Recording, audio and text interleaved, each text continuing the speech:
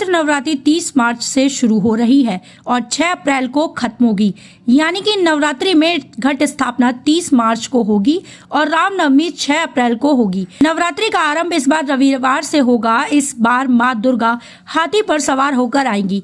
ऐसा माना जाता है कि यह रूप भक्तों की सभी इच्छाएं पूरी करता है। चैत्र नवरात्रि के पहले दिन बहुत शुभ योग बन रहे हैं और इस वक्त घट स्थापना बहुत शुभ लाभ देने वाली मानी जाती है। माँ दुर्गा की कृपा से आपके सभी कार्य बिना किसी रुकावट के पूर्ण होंगे। चैत्र नवरात्रि के पहले दिन ही हिंदू वर्ष का आरंभ हो जाता है। नवरात्रि पर इस बार बहुत से शुभ संयोग बन रहे हैं।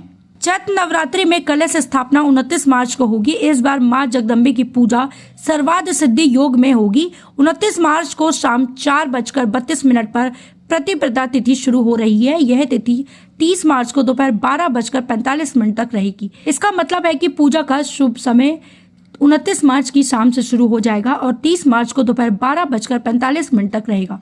इसलिए भक्त 30 मार्च की दोपहर तक कलश स्थापना कर सकते हैं। सर्वार्थ सिद्धि योग में पूजा करना बहुत शुभ माना जाता है। चैत्र नवरात्रि में रवि योग और सर्वार्थ सिद्धि योग का अद्भुत संयोग बन रहा है। खास बात यह है कि महापर्व के दौरान 4 दिन रवि योग तथा 3 दिन सर्वार्थ सिद्धि योग का संयोग रहेगा। यानी ये पूरा समय पूजा पाठ और शुभ कार्यों के लिए अच्छा है। रवि योग और सर्वार्थ सिद्धि योग दोनों ही ज्योतिष में बहुत शुभ माने जाते हैं। इन योगों में किए गए काम सफल होते हैं। नवरात्रि में माँ दुर्गा की सवारी। इस बार चैत्र नवरात्रि रविवार से शुरू हो रही है, इसलिए माँ दुर्गा हाथी पर सवार होकर धरती पर आएंगी। ज्योतिष में यह बहुत शुभ लाभ माना जाता है। ऐसी मान्यता है कि इससे लोगों के धन में बढ़ोतरी होती है और देश की अर्थव्यवस्था अच्छी होगी।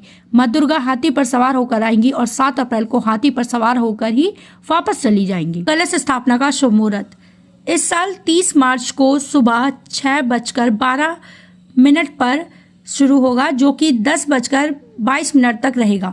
जबकि पूजा के लिए अभिजित मुहूर्त दोपहर 12:01 से शुरू होगा, जो 12:50 तक रहेगा। वहीं 6 अप्रैल को महानवमी व्रत श्रद्धालु पुण्य वर्षु व पुष्प नक्षत्र में मनाएंगे।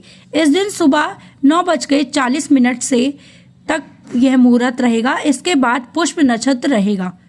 पूजा सामग्री रोली, सिंदूर, चंदन, चुनरी, सुपारी, पुष्प, हवन सामग्री, धूप, कपूर, लौंग, गंगाजल, पान का पत्ता, पंचामृत, अक्षत, धूप, फल, इन सब का इस्तेमाल नवरात्र की पूजा में करना चाहिए।